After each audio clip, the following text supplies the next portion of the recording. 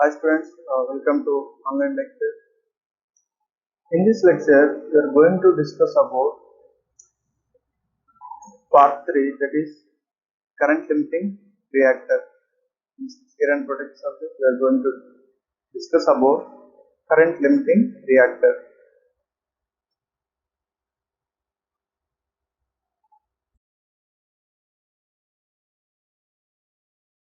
Here you can see current limiting reactor.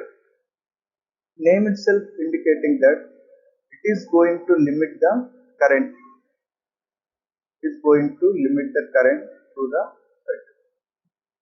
How we are going to do this reactor? How we are going to prepare this reactor? With the help of wire. It's like a inductor. We all know about the property of an inductor. What is the property of inductor? It will not allow sudden changes in current.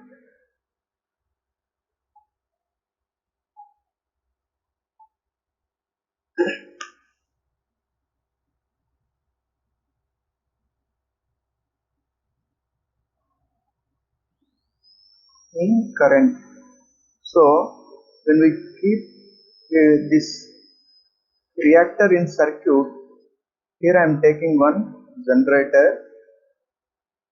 This is a generator. When I have connected this generator to bus bar, this is bus bar. From here I am connecting loads. This is the generator, this is the bus bar, this is the load, which is these are feeders. So if suppose fault occurred here, then generator is going to affect. So why the generator is going to affect? If you see, I have designed this generator to produce 50 amperes at 11 kilovolt. When the fault occurred on the system, immediately its voltage is going to come down. Let us take 2 kilovolt like that, and the current is going to increase like 150 amperes, otherwise 350 amperes. So when this huge current flows through the windings inside the generator is going to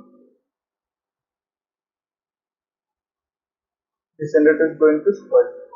You can see, in order to limit this current during the short circuit, during the fault condition, what happening here is the reactance in general inside the generator will have some reactance that is due to winding.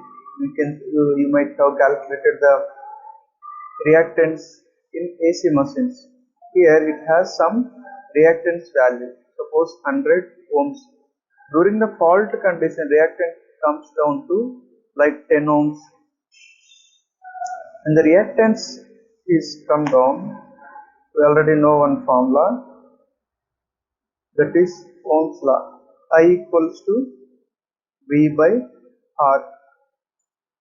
In case of AC circuits, we are going to calculate the reactance. In case of DC, we are going to calculate the resistance. Here, this is the AC circuit. Inductor, how we are going to represent the inductor? We are representing inductor like this: R plus JXL, inductive reactance.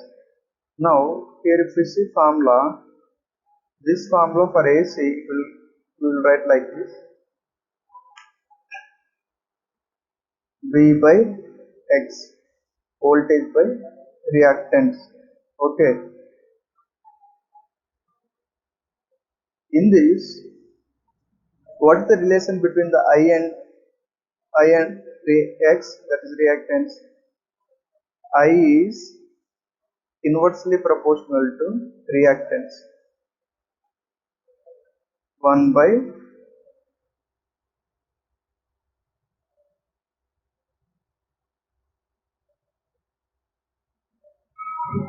1 by X, means these two are inversely proportional. Inversely proportional मतलब क्या होता है, अगर reactance ज्यादा है तो current कम होगा, अगर रिएक्टेंस कम है तो करंट ज्यादा होगा. In this, in order to protect this generator, in order to limit the short circuit current, we are keeping reactor. When we place one reactor in this circuit, it is going to increase the reactance. When the reactance increase, then current is going to come down. This is how when fault occur in line due to this inductive reactance, it is going to protect the circuit, protect the entire generator.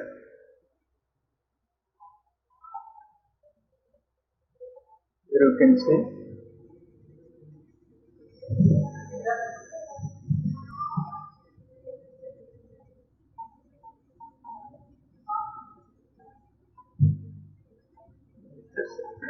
Okay. Yeah. The current limiting reactor is an inductive coil having a large inductive reactance in comparison to the resistance and is used for limiting short circuit current during the fault condition. Already told, when the fault is occurred in the transmission line or any generator, these inductive reactance, that is reactor, is going to limit the short circuit current. अगर ये short circuit current को limit नहीं किया तो क्या होगा, पूरा system खराब हो जाएगा. इसको हम लोग लिमिट करने के लिए रिएक्टर को यूज कर रहे हैं. Next one is the main purpose of current limiting reactor is that its reactance should not decrease when a large short circuit current flows through its winding during the short circuit. You write here short circuit. Okay. Short circuit current during this fault, its reactance is going to decrease. The reactance is going to decrease.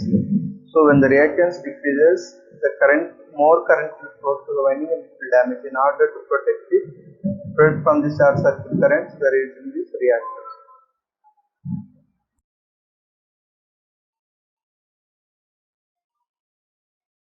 अभी हम लोग देखेंगे functions of current limiting reactor.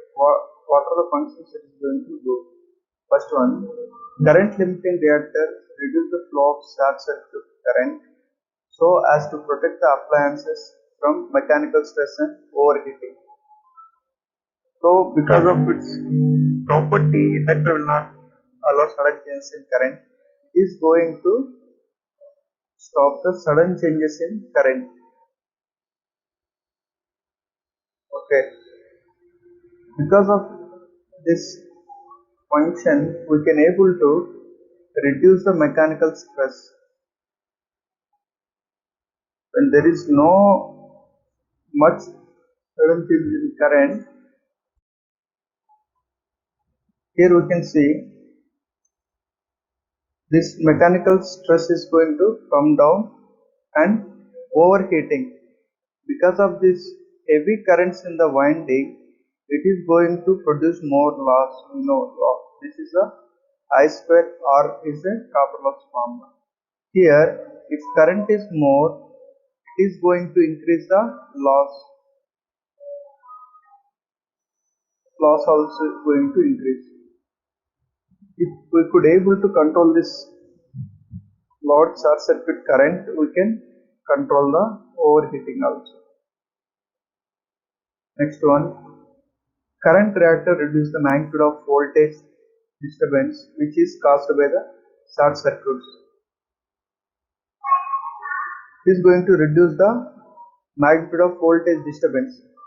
During the short circuit, I already told, suppose it is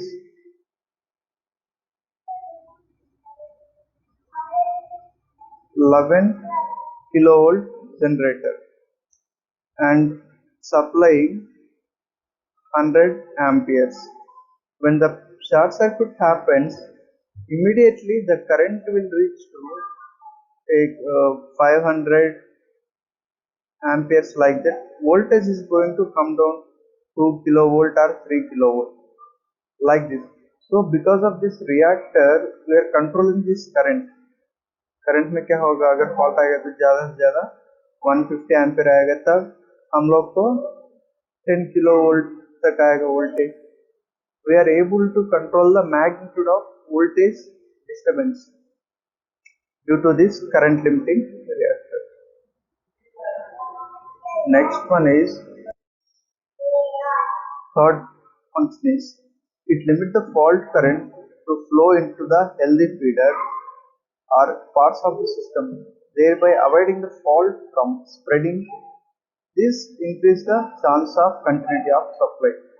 In a system, when we see from one generator, we are going to connect number of feeders. Here we have connected 3 feeders. If suppose fault occurred in this feeder, if we keep one reactor, it is going to affect only this feeder, and through these 2 feeders we can continue the supply.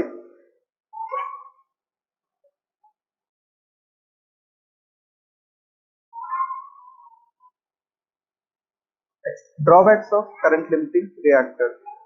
The first drawback is when the reactor is installed on the network, the total percentage reactance of the circuit increases. We are already discussing when generator is like this, we are going to keep reactor here and we are connecting to bus bar. Already the generator has some reactance, let us take 100 ohms. Again this reactor is going to add it to the generator, so the overall reactance is going to increase. Overall reactance will increase. Next, this is one drawback. It decreases the power factor and thus the regulation become poorer. So power factor is going to reduce and thus regulation become poorer. We already discussed in previous semester, when we add inductor or inductive load into the system, it is going to create lagging power factor. Because of this lagging power factor, regulation will be poor.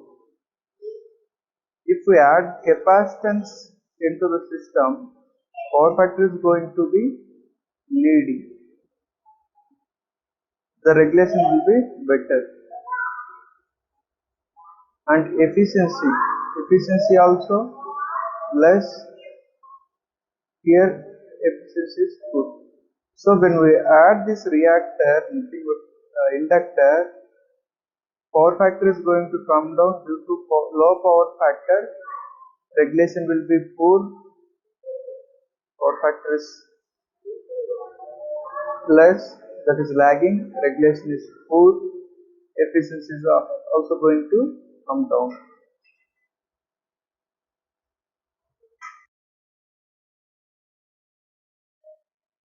Next, we are going to see location of reactors. Based on the location of reactors, we have classified into 3 types. First one is generator reactor. Second one, busbar reactor. Third one, feeder reactor. We will see one by one. Generator reactors. Generator reactors are inserted between the generator and the generator bus. Such reactors protect the machine individually. Here we can see diagram. In this is the reactor. Reactor we have connected between generator and bus bar. When the fault occurs on the system, when fault occurs in this system, it is going to protect this generator from the fault current. Like this, we have kept three inductors. These three inductors are going to protect the three generators during the fault.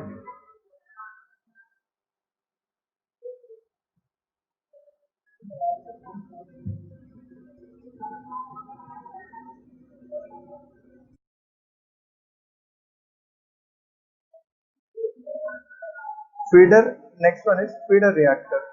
Here we can see reactors which is connected in series with the feeder is called feeders reactor.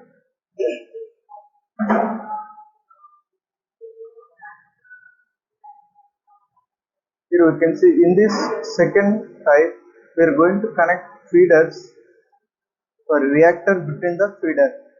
This is feeder. In feeder we are going to connect this is feeder reactor.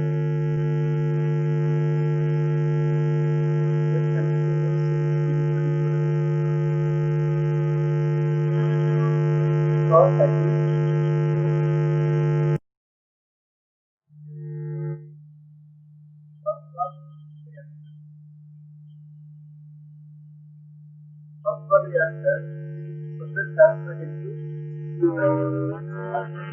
ring system. Second one is tie system.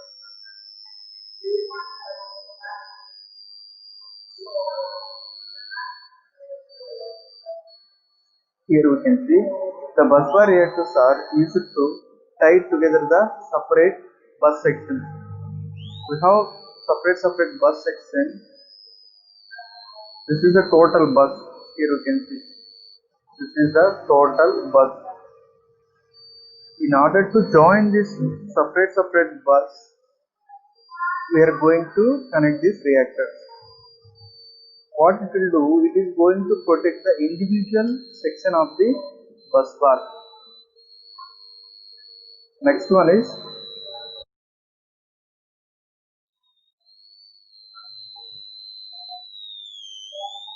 tie bus system. In tie bus system, the generator is connected to the common bus bar through the reactors and the feeder is fed from generator side.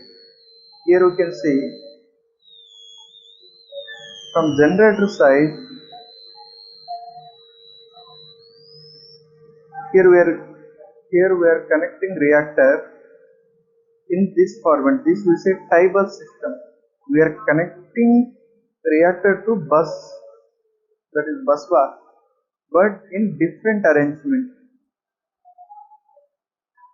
Actually there is otherwise we can draw like this. This is bus bar, this is generator,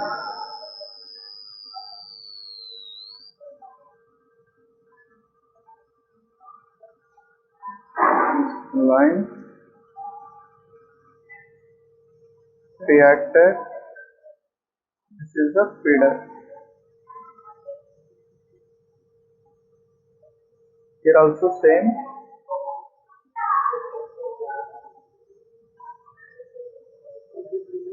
Dot indicates there is a connection.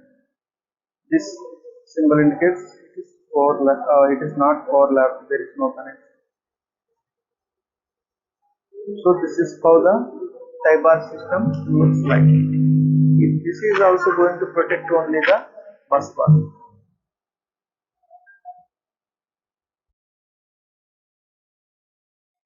So we have total three types. First one is generator bus, generator reactor. Generator reactor is going to protect the generator alone. Second, feeder reactor. Feeder reactor is going to protect only feeder alone. Third one, bus bar reactor. बस बार reactor is going to protect only bus bar. Generator को जब हम लोग और generator को connect करेंगे तब ये केवल जनरेटर को बचाएगा शॉर्ट सर्किट फॉल्ट से। अगर हम लोग फीडर में कनेक्ट किया तो ये केवल फीडर को बचाएगा। अगर हम लोग यहाँ बस बार को कनेक्ट किया तो केवल बस बार को ये बचाएगा। So based on its connection, we have all this type.